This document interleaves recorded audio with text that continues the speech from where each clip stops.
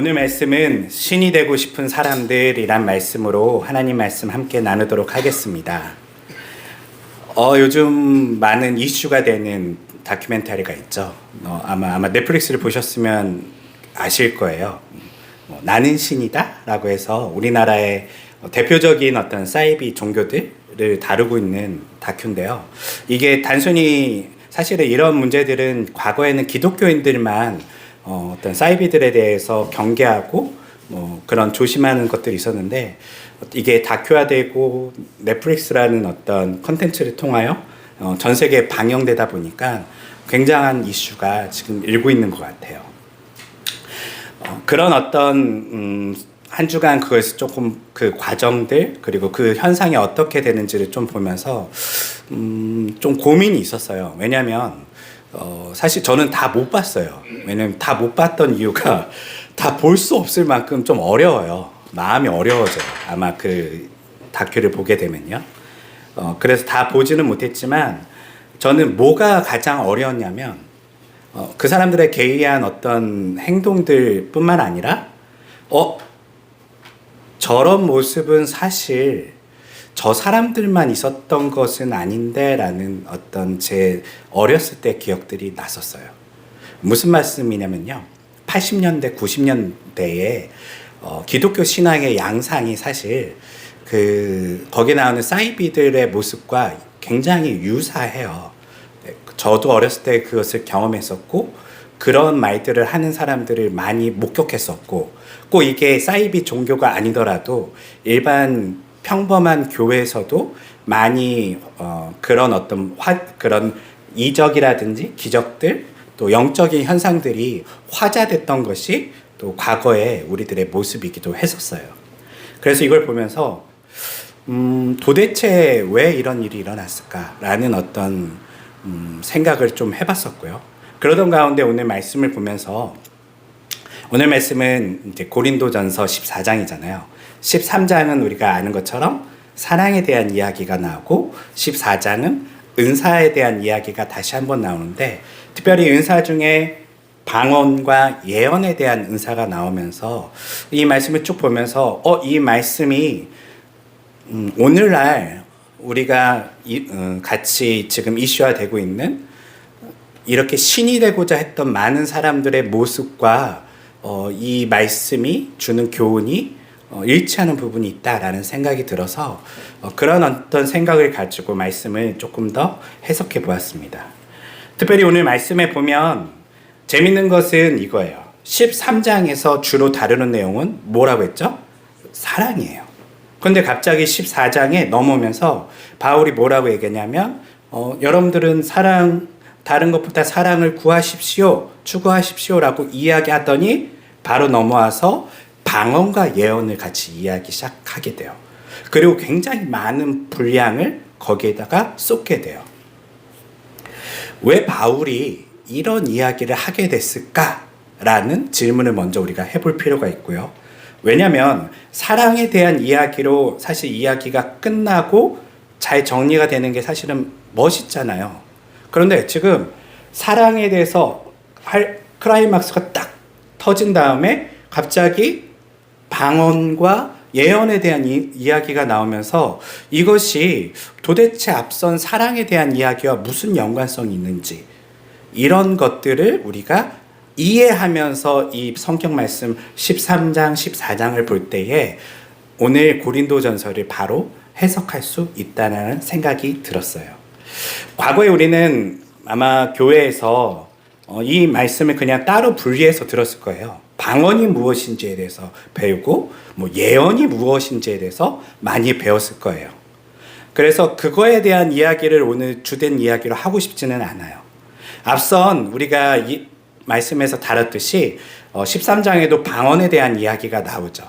근데 방언은 제가 두 가지로 대충 규명을 했었어요. 하나는 다른 나라 언어를 하는 것과, 또 하나는 알아들을 수 없는 말, 다른 나라 언어도 아니고 흔히 천사의 말과 같은 어떤 영적인 언어들을 이야기한다라고 해서 그 방언을 제가 이야기했었는데요.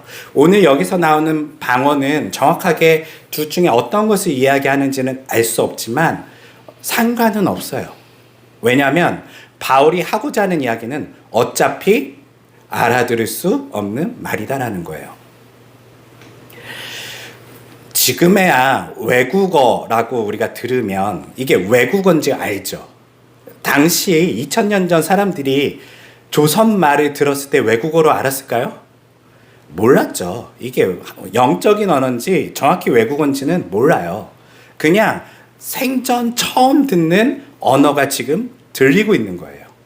그리고 그 언어 때문에 사람들은 어떤 현상들이 일어나기 시작하냐면 이 언어를 들으니까 야, 이 친구 참 영적이구나 라는 생각이 고린도 교회 안에 들기 시작했던 것 같아요. 근데 문제는 뭐냐면요. 고린도 교회의 풍토가 문제예요. 고린도 교회의 풍토가 뭐냐면 앞선 바울이 계속 얘기했던 것이 있어요. 고린도 교회 사람들의 특징이 뭐죠? 고린도 교회 사람들의 특징. 네, 다양성이 있고 그리고 풍요로움이 있는데 이 사람들의 영적인 특징이 있어요. 특징이 뭐냐면 굉장히 무언가에 대해서 열심이면서 그리고 열심히 배우기도 했고요. 그리고 열심히 은사를 추구하기도 했어요. 그런데 그 열심히 했던 모든 것들의 어떤 그들의 동기를 바울은 많이 다루고 있어요. 그들의 동기가 뭐였었죠? 그들이 열심히 배우고 열심히 기도하고 열심히 신앙생활한 동기가 뭘까요? 동기요. 네. 네. 자신을 높이는 거예요. 그들이 열심히 배웠던 건 뭐냐면 이걸 배워서 내가 다른 사람보다 더 우월하다는 것을 증명하려고 했던 것이 그들의 삶에 보였어요. 그래서 바울은 그것을 직책했죠. 너희들이 잘 배우고 너희들이 잘 성장한 것 같지만 실제로 그것을 가지고 서로 뭐하고 있었죠? 누가 더 높은지, 누가 더 잘났는지, 어떤 선생님 밑에서 배운 사람이 더 나은 사람인지를 서로 이야기하면서 교회가 분열되고 있었어요. 그러한 상황 가운데 바울이 얘기한 것이 사랑이에요.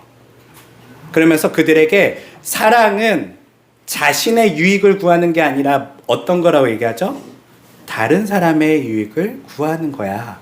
사랑의 은사를 너희들이 받아야 되는데 그 사랑의 은사의 핵심은 내가 아닌 다른 사람을 더 추구하고 그를 생각하는 거. 이것으로 바울이 사랑을 이야기해요. 그런 가운데 오늘 방언과 예언이 나온 거예요.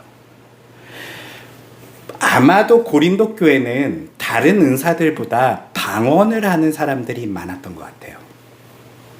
그러면 우리가 생각해 볼 수 있겠죠. 왜일까요? 예루살렘 교회도 있고 다른 교회들도 다 있었는데 특별히 고린도 교회는요, 다른 은사들보다 방언을 많이 추구했던 것 같아요. 그러니까 반복적으로 지금 고린도전서에서는요, 방언에 대해서 바울이 자꾸 얘기해요. 왜요? 왜 방언을 추구했을까요? 앞선 힌트가 있잖아요. 그들이 추구하는 모든 건 뭐가 있죠? 자신의 유익을 위한 거예요. 네. 방언을 하면 자신에게 어떤 유익이 있을까요? 자기가 더 믿음이 많다는. 그렇죠. 맞아요. 다른 은사들이 한번 우리가 생각을 해볼게요. 다른 은사들 뭐가 있냐면 우리 얘기한 것처럼 가르침의 은사도 있고 사랑의 은사도 있고 섬김의 은사도 있고 다양한 은사들이 있어요. 그런데 방언만 유일하게 확 티가 나요. 어떤 티가 나냐면 아까 얘기했듯이 알아들을 수 없는 말을 하고 있어요. 알아들을 수 없는 말은 무슨 말이죠? 영적인 말이라고 사람들은 생각을 해요. 그럼 방언을 하는 사람들은 그 사람들이 은사를 가지고 있다는 것을 누구도 쉽게 알 수 있게 돼요. 네. 특별히 그들이 알아들을 수 없는 말을 하면 사람들이 그걸 보면서 무슨 생각을 했을까요? 와, 무슨 말이야? 오, 저게 뭐지? 저게 무슨 말을 하고 있는 거지? 그러면서 그 사람이 그 방언하는 기도 가운데 흠뻑 들어가서 거기에 심취해 있다라고 봤을 때 사람들이 그걸 보면서 아, 저 사람 참 영적이구나. 저 사람이 어느 영적인 경지에 도달했구나 라는 생각을 하게 돼요. 왜냐하면 기본적으로 이 그리스 지역, 이 고린도 교회가 있었던 이 그리스 지역은요, 플라톤 철학이 기본적으로 자리 잡았던 동네예요. 플라톤 철학의 핵심은 뭐냐면 이 세상은 그림자와 같고 실제는 본질적인 세상은 저 보이지 않는 이데아에 있다라고 보는 거예요. 이것을 좀 기독교적으로 바꾸면 실제는 저 영적인 세상에 있다라고 보는 거예요. 그러다 보니까 이 플라톤 철학이 자리 잡았던 곳에서는 영지주의라는 철학 사상과 종교적인 모습들이 일어나요. 그래서 영적인 것을 더 추구하면 더 높은 단계의 경지에 이른 사람이라고 보는 거예요. 다른 말로 하면 교회 안에서 여러 은사들 중에 봉사의 은사가 있다고 생각해 봅시다. 누군가 와서 늘 교회에서 봉사하고 섬기고 있어요. 어떤 사람은 저기 앉아서 막 기도를 하는데 방언을 막 하고 있어요. 누군가 왔을 때 누구를 더 믿음이 좋은 사람으로 봤을까요? 봉사 많이 하는 사람이요? 아니요. 저 기도를 저기서 방언을 하고 있는 사람을 더 영적인 사람, 믿음이 좋은 사람이라고 봤던 풍토가 고린도 교회에 있었던 것 같아요. 그러다 보니까 자 봅시다. 여긴 굉장히 열심이잖아요. 그리고 굉장히 경쟁적이잖아요. 한 사람이 방언하기 시작했어요. 와, 저 은사 나도 갖고 싶어. 기도하기 시작해요. 하나님 저 방언 은사 주세요. 방언 은사 주세요. 하나님께 쫄라요. 네. 하나님께서 은혜로우셔서 그 사람에게도 방언 은사를 줘요. 또 다른 사람이 또 보고 야 저거 나도 갖고 싶다. 하나님 나 저 방언 은사 좀 주세요. 방언 은사 좀 주세요. 그러다 보니까 교회 안에 어떤 일이 일어나냐면 다른 은사들보다 방언을 하는 사람들이 많아지기 시작했어요. 그러다 보니까 오늘 말씀에 있는 것처럼 그들이 모였을 때에 서로 무슨 말을 하고 있냐면 알아들을 수 없는 이야기들로 교회 안에서 기도하고 있는 모습들이 발견되기 시작했어요. 근데 바울이 이걸 보면서 뭐라고 보냐면 이 교회가 참 믿음이 좋은 교회구나 라고 보지 않고요. 바울이 야 이것들이 뭐하고 있는 거야 라고 보는 거예요. 바울이 지금 방언과 예언을 비교하면서 얘기하는데요. 방언에 대해서 직접적으로 아주 나쁘게 얘기는 안 하는데 실질적인 맥락을 쭉 살펴보면 바울이 지금 방언하라는 거예요? 말라는 거예요? 하지 말라는 거예요. 야 너네들이 그렇게 하나님께 쫄라서 방언 은사를 받은 것 같은데 너네들 지금 동기부터 문제가 있어 라고 이야기하는 거예요. 그 동기가 지금 너희들은 자신을 뽐내기 위해 자신의 유익을 위해 방언 은사를 구했다는 거예요. 그리고 그것을 사람들 앞에서 보여줌을 통하여 내가 더 영적인 사람, 내가 더 우월한 사람이라고 스스로 여기게끔 그들은 생각하게 되었다는 것이죠. 바울은 그를 간파한 거예요. 저거는 은사지만 결국은 은사는 뭘 위해 존재하는 거죠? 교회를 위해 존재해야 되는데 저 은사가 오히려 교회를 지금 쪼개고 있구나, 망치고 있구나 라고 보는 거예요. 그래서 바울이 이 14장에서 방언과 예언을 다루는 이유는요, 앞선 이야기와 동일한 이야기예요. 너희들이 하고 있는 행동들은 다 너희들의 유익을 구하고 있고 거기에는 사랑이 없고, 사랑이란 건 무엇이냐면 다른 사람의 유익을 구하는 것인데, 교회는 특별히 12장에서 뭐라고 했냐면 서로 어떤 사람들이라고요? 지체래요. 서로 다 붙어서 자기의 유익을 구하는 게 아니라 서로가 서로를 섬기는데 집중해야 되는데, 너희들은 지금 방언 은사를 하면서 서로를 섬기기보다는 영적인 우월감에 차 있구나 라는 것을 지적하고 있어요. 그러면서 그것과 비교해서 다른 은사를 하나 소개하는데 그것이 뭐라고요? 예언이에요. 여기서 바울은 사실 예언의 은사가 중요하다라는 것을 이야기하는 게 핵심은 아니에요. 방언의 은사를 그들이 하고 있는 것을 문제가 얼마나 심각한지를 보여주기 위해서 가장 대비되는 은사인 예언을 그들에게 설명하는 거예요. 왜냐하면 그들에게 기본적으로 그들은 뭘 가지고 있냐면 지식을 가지고 있잖아요. 특별히 좋은 선생님들로부터 배웠잖아요. 이 배운 사람들이 방언이 아닌 너네가 할 수 있으면 차라리 뭘 사모하라고 하냐면 예언을 사모해라. 예언은 무엇이냐면 하나님의 말씀을 풀어서 사람들에게 설명하고 알려주는 것인데, 하나님의 말씀을 전하는 것인데, 너희들의 선생님들처럼 너희도 차라리 그렇게 은사를 사모한다면 잘 배운 그 성경적 지식으로 다른 사람에게 유익을 끼칠 수 있는 예언을 하라라고 그들에게 이야기하는 거예요. 예언이 좋은 것이라서 얘기하는 게 아니라요, 그들이 지금 하기에 딱 좋은 은사를 하나 더 설명해 주는 거예요. 그런데 사람들은 잘 배운 다음에 뭐 했다고요? 네, 누군가에게 가르쳐주고 누군가를 섬기고 도와준 것이 아니라요, 그 지식을 뽐냈고요. 내가 누구 밑에서 배웠는데, 내가 어느 목사님 밑에서 배웠는데 이걸 뽐내기 시작했고요. 뿐만 아니라 은사도 어쩌면 딱 자신들에게 딱 맞는 영적인 게 확 보이는 방언의 은사를 추구하고 그 방언을 다 같이 모여서 왕왕왕 기도했던 모습이 고린도 교회의 모습이었다는 거예요. 그래서 바울은 그건 틀렸어. 그래서 쭉 12장부터 하나의 맥락으로 지금 설명하고 있는 거예요. 교회는 서로 지체이고 그리스도의 몸이고, 그리스도의 몸은 사랑으로 서로 섬기고 서로를 돕는 것이고, 너희들이 지금 하고 있는 그 은사들은 교회가 하지 말아야 될 행동들을 하고 있다라고 하는 거예요. 특별히 방언의 은사가 그렇다라고 하는 거예요.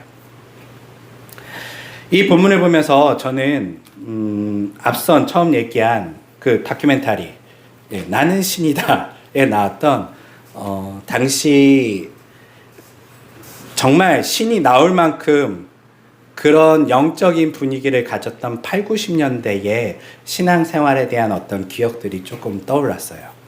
고린도 교회의 모습이 낯서신가요? 안 낯설어요. 고린도 교회의 모습은 어쩌면 이렇게 바울이 마치 2000년 뒤에 한국에 있는 교회를 보고 말하듯이 정확히 얘기하고 있어요. 한국 교회가 바로 이 모습이에요. 네. 다른 말로 하면요, 한국 교회는요, 왜 신앙생활 하는가 라고 했을 때 바울이 봤을 때 그들은 왜 신앙생활 하고 있다는 거예요?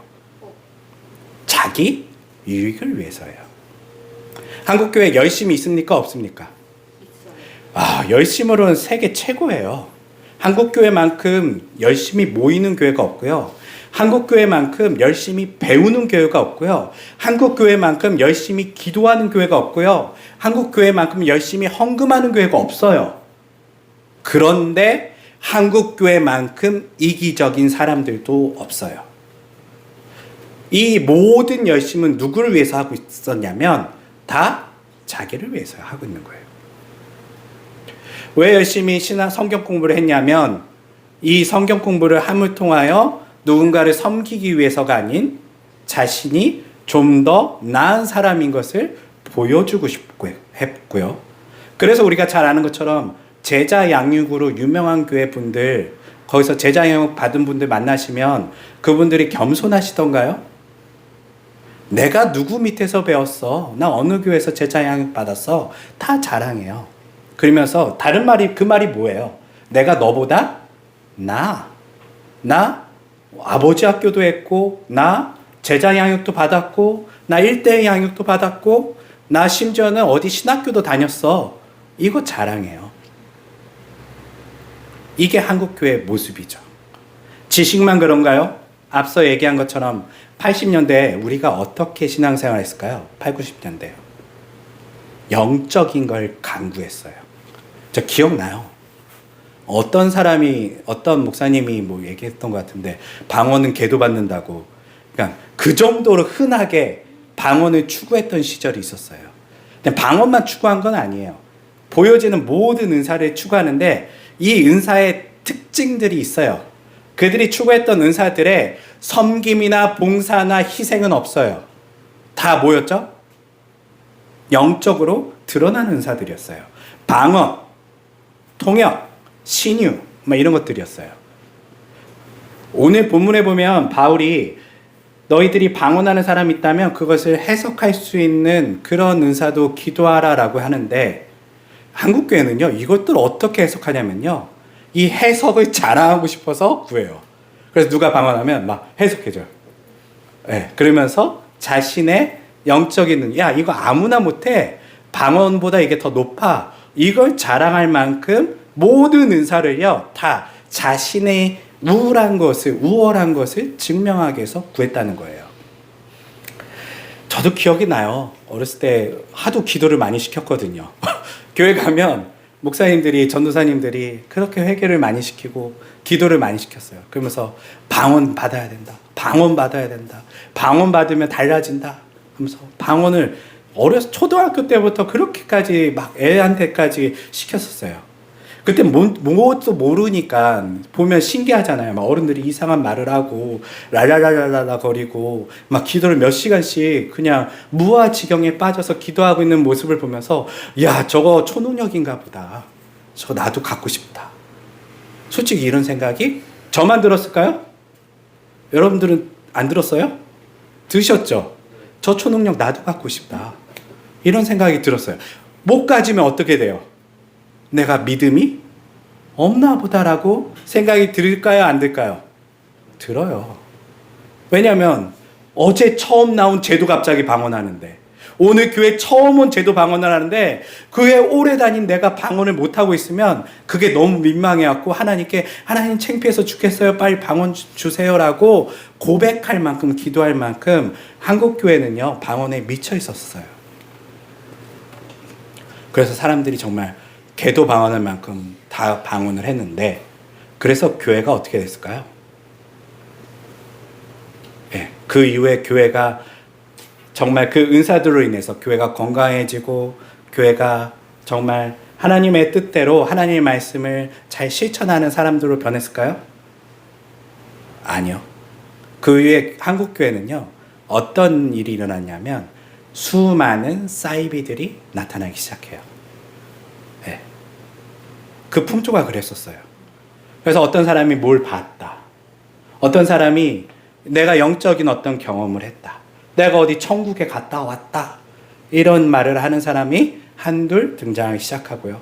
어떤 사람이 내가 기도해 주니까 누가 낫더라 라고 하면서 이제 자신의 은사를 자랑하다 못해 이제는 아예 어떤 기도원도 만들고 상업적으로 그거를 모든 나쁜 사람들 와서 여기서 금식하고 기도하세요. 내가 안수하면 다 낫습니다. 라고 하는 자신의 은사를 자랑하는 사람들이 속속 나타나기 시작을 해요. 그리고 그 은사를 자랑하다가 어떻게 되냐면 우리가 잘 아는 것처럼 결국은 나는 내가 하나님이다 라고 하는 수준까지 그들이 올라가게 되죠. 저는 그 다큐멘터리를 보면서 사람들이 이상하게 생각하잖아요. 저 어떻게 저런 거에 빠지고 어떻게 저 교주는 정말 자신이 신이라고 생각할까? 뭐 이런 생각들을 우린 보면서 질문을 하잖아요. 그런데 이런 풍토를 기억하면 사람들이 왜 빠졌는지를 알게 돼요. 그리고 저 사람이 처음부터 자신이 신이라고 얘기 안 했어요. 처음에는 굉장히 성경을 잘 해석하고 영적으로 뭔가 이야기하고 이런 사람으로 자신을 소개하다가 나중에는 사람들이 자신에게 몰리고 자신을 칭송해지니까 자신이 이제는 내가 곧 하나님이야 라고 얘기하는 수준까지 가는 것이죠. 자신이 신이 되어버리는 것이죠. 이걸 보면서 되게 씁쓸했어요. 이거 우리가 낳은 괴물들이구나, 사실은. 뭐 JMS든 뭐 다른 이단이든 그 사람들이요, 보면 다 기독교적 언어 얘기를 해요. 뭐 거기서 다 이상한 얘기 하는 게 아니라요. 보면 다 비슷비슷한 성경에 대한 이야기 하는데요. 이거 어디서 다 듣던 이야기예요. 어디서 듣던 이야기냐면 다 교회에서 들었었어요. 그래서 다 사람들이요, 뭐라고 그러냐면 거기 처음 갔을 때 거기가 이상한 곳인지 몰랐대요. 그냥 교회인 줄 알았대요. 그 말이 뭐예요? 교회가 이상한 곳이었어요, 사실은요. 저는 그걸 보면서, 야, 사이비하고 교회가 구분이 안 될 만큼 지금 교회가 문제가 있구나. 그 사람들이 뭐냐면 이게 교회인 줄 알았대요. 심지어 여전히 그게 교회인 줄 알고 거기에 있어요. 다른 말로 하면 다른 교회보다 여기가 조금 더 영적인 교회라고 인식했을 뿐이지 여전히 여기를 교회라고 그들이 생각하는 거예요. 왜요? 비슷하니까요. 신천지에 왜 사람들이 빠질까요? 예수 안 믿는 사람들이 신천지 갈까요? 대부분 교회 사람들이 빠져요. 왜요? 신천지에 가면 교회보다 더 잘해줘요. 그리고 가르치는 거는 달라요? 안 달라요? 솔직히 얘기하면 비슷해요. 저 헛소리를 누가 믿어라고 하는데 그 헛소리를 교회에서 해요. 네. 하고 있었어요. 저도 어렸을 때 들었어요. 그 헛소리들을요. 그 목사님들이 그런 얘기를 했었었고, 그 목사님들이 귀신 얘기하고 영적인 거 얘기하고 마치 초능력과 슈퍼맨이 될 수 있는 높은 경지가 있는 것처럼 우리들에게 설명했었단 말이에요. 저도 만약에 그 교회 목사님이 이단이었으면 저도 이단이 됐겠죠. 이게 우리의 풍토였어요. 여전히 한국교회에 있는 풍토고요. 그런데 오늘 바울이 얘기하는 것처럼요, 이것의 근본적인 내면의 문제는 바로 영적인 것을 구하는 데 있는 게 아니에요. 이 사람들의 근본적인 문제는 뭐예요? 자기 유익을 구하는 신앙생활을 했다는 거예요. 그러다 보니 그 사람들이요, 지식도 구하고, 그 사람들이요, 영적인 것도 구하고, 보기에는 뭔가 끊임없이 구하면서 성장하는 것 같은데, 자기 유익과 자신을 위해서 그렇게 모든 걸 구한 사람들은 나중에 어떻게 된다고요? 결국에는 괴물이 되고요. 결국에는 나중에 내가 하나님이다 라고 하는 수준까지 올라간다는 거예요.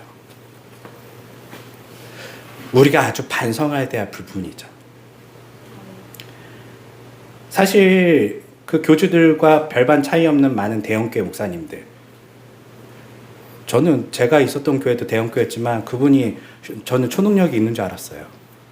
네, 막 기도해주면 막 사람들이 병이 낫는다 그러고. 그래서 저 되게 순수했거든요. 어렸을 때 순수해서 어디 아프면 제가 누구 찾아갔겠어요? 목사님께 찾아가서 머리 이렇게 들이대면서 목사님 기도해 주세요. 그랬어요. 네. 왜냐하면 저분이 기도하면 뭔가 더 다른 능력이 나에게 임할 거라고 생각을 했었어요. 근데 이게 이단의 이야기가 아니라니까요. 이게 우리들의 이야기이고 한국 교회의 이야기예요. 다만 저 이단과 다른 점은 덜 불법적인 행동을 한다 뿐이죠. 실제로 내면은 똑같아요. 내면은 다 뭘 구하고 있는 것이죠? 자기 유익을 구하는 신앙생활을 하는 사람이라는 것이죠. 바울이 이것을 지적하면서 은사가 중요한 게 아니라 은사의 동기가 더 중요한 거를 지금 12장부터 이 14장에 이르기까지 설명하고 있는 거예요. 너희들이 구하는 은사에 대한 관심이 많아서 사람들은 12장, 13장, 14장을 보면서 은사를 분석해요. 이 은사의 특징은 이렇고 이 은사는 이렇게 써야 되고 이런 얘기를 하는데요. 잘못 짚었어요. 바울은요, 지금 이 동기를 이야기하는 거예요. 바울은 은사를 설명하는 데 관심이 없어요. 그들이 지금 은사를 어떻게 쓰고 있는지를 보여주면서 그렇게 하는 것이 아니라 은사는 교회를 위해 존재하는 것이고, 다른 말로 하면 공동체를 섬기라고 주어진 것이고, 자기 이익과 자기 유익을 위해 구하는 것은 아니야. 그런 은사라면 당장 그만두고 다른 은사를 구해 라고 설명하는 거예요. 그러면서 그 다른 은사 중에 그 제일 중요한 은사가 뭐였죠? 사랑이었고요. 너희들이 모르는 특별히 더 신령한, 일부러 강조해 준 거예요. 비꼬은 거예요. 너희들이 늘 신령한 거 구하지, 방언 구하고 너희들이 방언 구하고 뭐 신유 구하고 더 영적인 은사를 구하지, 진짜 영적인 은사를 가르쳐 줄게. 그게 뭐라고요? 사랑이라고 했어요. 네. 그러면서 사랑을 얘기하면서 사랑은 신비로운 말을 한다라고 얘기하고 있어요? 아니요. 사랑은 오래 참는 거야. 사랑은 온유한 거야. 사랑은 화내지 않고, 사랑은 누군가를 섬기는 것이고, 사랑은 자기를 자랑하는 것이 아니고 아주 인간적이고 평범한 이야기를 해요. 그게 최고야 라고 얘기하는 거예요. 그들에게 그게 없거든요. 그들의 모든 은사는 누굴 위해서 구하고 있었죠? 자기예요. 이런 어떤 고린도 교회의 모습을 보면서 전요, 그럼 우리는 어떻게 해야 되지? 도대체 한국교회 회복은 어디서부터 일어나야 되지? 성경 공부 많이 하면 우리 회복될까요? 한국교회가 성경 공부 못해서 이 모양 이 꼴이 됐나요? 한국교회만큼 신학 박사를 많이 가진 교회가 없어요. 교회 안에 목사도 엄청 넘쳐나고요. 신학 지식이라는 거는 여러분들은 지금 평범하게 보통 교회 생활 한다 하지만 다른 나라 기독교인들보다 여러분들이 더 많이 아세요. 지식으로 있어서는요. 또 한국 사람들은 기본적으로 다 대학 나오고 또 학벌 높기로 유명한 사람들이잖아요. 네. 그래서 우리는 지식에 있어서는 누구보다도 뒤처지지 않아요. 그러면 이 지식을 더 공부하면 더 여러분들이 더 성경 공부하고 더 제자 양육 받으면 우리가 회복될 수 있을까요? 아니요. 그러면 우리가 이제 밤새 굶어가며 금식하며 24시간 기도하면 우리가 회복될 수 있을까요? 아니요. 바울은 지금 뭐라고 얘기냐면 그게 아니라는 거예요. 너희들에게 열심이 없어서 이 모양 이 꼴이 된 게 아니라 그 근본적인 동기가 잘못됐다는 거예요. 여러분은 왜 신앙생활 하셨어요? 우린 사실 좀 동기를 점검해 봐야 돼요. 나는 왜 교회 다니고 있지? 나는 왜 신앙생활하고 있지?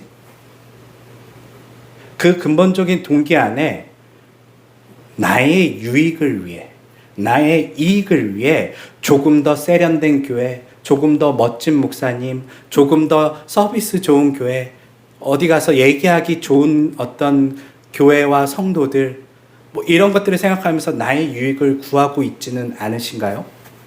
물론 저희 교회처럼 사실 그렇게 볼 게 없는 곳에 모인 분들이라면 그래도 덜 그런 마음을 품으셨을 거라고 저는 알아요. 그렇지만 그럼에도 불구하고 내가 쟤네들보다 좀 더 나은 모습을 보이기 위해서 나의 신앙의 동기가 혹시 여기 있는 것은 아니신가요? 아니라고 정확히 얘기할 수 있나요? 쉽지 않아요. 목사인 저도요.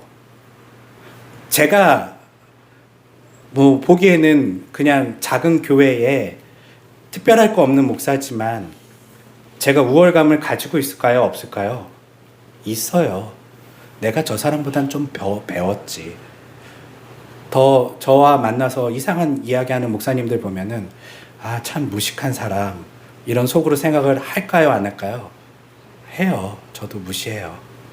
아이고 안 됐다. 나는 저렇게 살지 말아야지. 이런 생각 저도 해요. 그리고 저도 제 안에 내가 좀 더 나아지려면 어떻게 해야 될까를 생각해요. 무슨 말이냐면요. 내가 좀 더 나아지려고 노력하고 행동해요. 이게 잘못된 건가요? 아니요, 잘못된 거예요. 바울이 지적하기로는 잘못된 거예요. 너가 좀 더 나아지는 게 아니라 교회는 어떻게 굴러가야 되는 거죠? 그가 더 유익할 수 있게 해야 돼요. 그럴 때에 내가 같이 성숙해지고 성장하는 거예요. 동기가 내가 좀 더 나아지기 위해서 성경 공부를 하고 제가 신학 공부를 하고 설교 준비를 해서 여러분들을 가르친다면 보기에는 비슷하겠죠. 그렇지만 이 결과의 끝은 어떻게 될까요? 결국 저도 똑같이 내가 신이 돼요. 내가 했어. 나니까 이 정도 하지.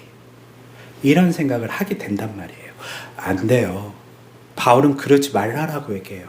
성경은 우리에게 너희들의 동기가 잘못되면 너희들이 쌓은 탑이 결국은 이런 괴물들을 만들 거라고 이야기하는 거예요.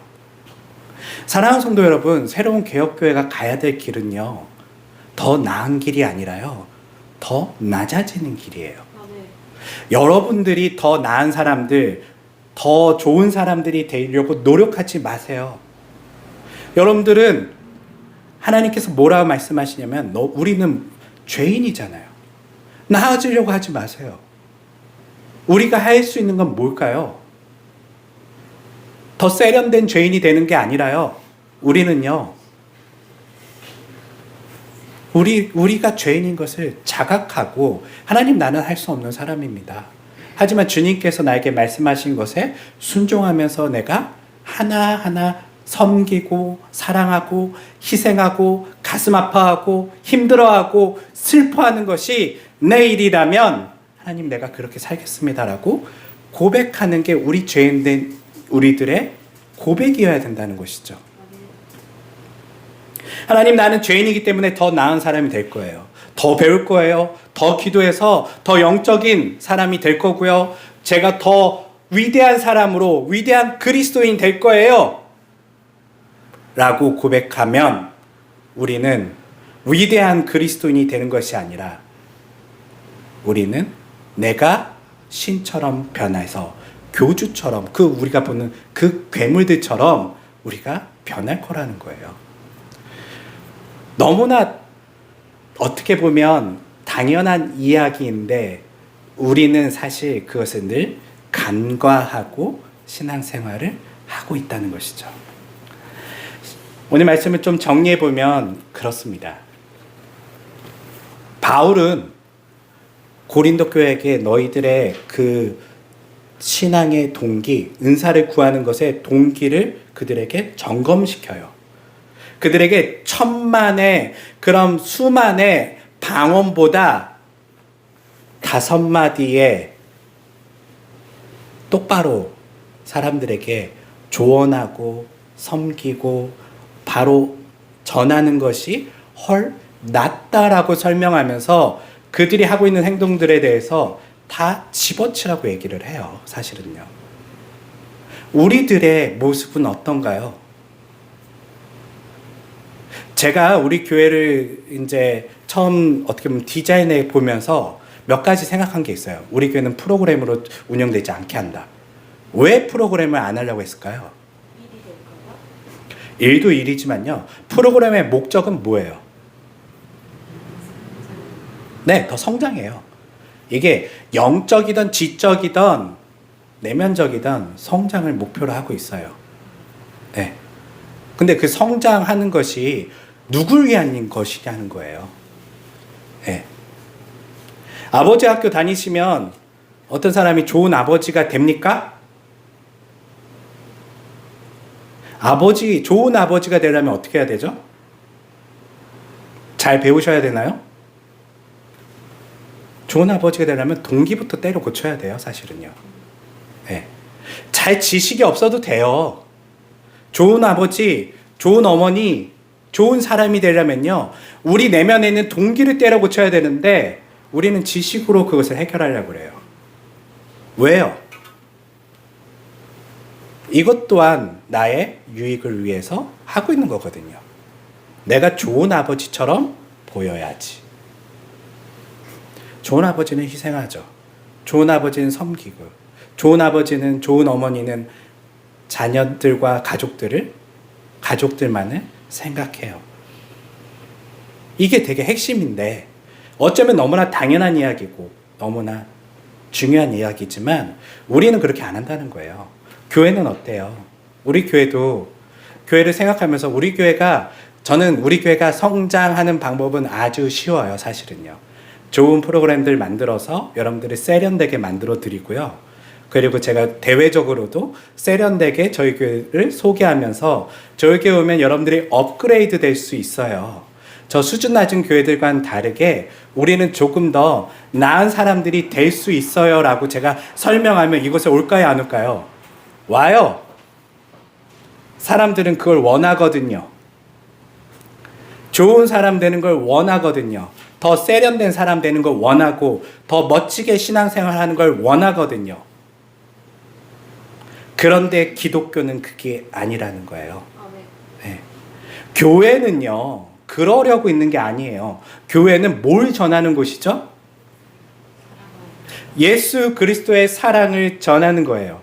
그리고 그것을 실천하는 곳이에요. 그 예수 그리스도의 사랑의 핵심이 뭐예요? 내가 아닌 우리를 생각하셨던, 하나님이 세상을 이처럼 사랑하셨던, 이처럼 어떻게 사랑하신 거예요? 하나님의 유익을 구하셨나요? 하나님이 낮아지다 보니 이제는 우리가 죽일 수 있는 존재까지 되어 주셔서 자신을 희생하신 그 사랑. 그 사랑이 바로 기독교가 얘기하는 복음의 핵심이잖아요. 거기에는 하나님이 더 멋진 구상을 하시거나 하나님이 더 세련된 구상을 하신 적이 없어요. 그리고 하나님은 그 사랑으로 우리를 구원하셨고, 우리는 그것을 믿는 사람들은 뭘 전하는 거예요? 그 헌신, 그 사랑, 희생, 섬김, 나의 유익을 구하지 않고 다른 사람을 위해 희생하는 것, 즉 친구를 위해 목숨을 내어주는 그 사랑을 전하고 그것을 실천하는 것이 우리 기독교인들의 핵심이잖아요. 근데 그거 다 어디 갔어요? 없어요. 우리는 그럼 기독교는 뭐라고 사람들이 생각해요? 더 세련된 종교인이 되어지는 것이라고 이미 변질되어 버렸다는 거예요. 정리할게요. 바울은 우리의 동기를 다시 한번 점검하라는 거예요. 우리 교회는 어떻게 하면 좋을까요? 실천적으로 봤을 때. 아무것도 하지 마세요. 사랑 외에는 아무것도 하지 않아도 돼요. 네. 우린 그걸 배우는 거예요. 우리를 변화시키고 우리를 구원하는 것은 그리스도의 희생과 헌신과 사랑이었지, 더 세련되고 멋진 종교가 되는 게 아니라는 것이죠. 우리 새로운 개혁교회가 또 목사인 저뿐만 아니라 여기 있는 모든 성도들이 우리가 그 방향 보면서 가자고요. 우리가 더 멋진 교회 만들지 말자고요. 우리 교회 가면 야 거기 가면 고생 많이 한다더라. 야 거기 가면 자기 유익 구하는 사람들은 참 불편하다더라. 이런 교회 되면 참 좋을 것 같아요. 그리고 나의 헌신이 나의 기쁨이 되고 나의 희생이 나의 하나님께 자랑이 돼서, 하나님, 다른 사람은 모르지만 주님, 저는 이것이 너무 기뻐요. 주님, 나는 이제 주님을 좀 더 닮아가는 것 같아요 라고 그 자체로 기뻐하며 우리가 살아갈 수 있는 것, 그것이 그리스도인들이 나아가야 될 그리스도의 길이라는 것을 기억하시면서 오늘 말씀을 정리하도록 하겠습니다. 기도하겠습니다.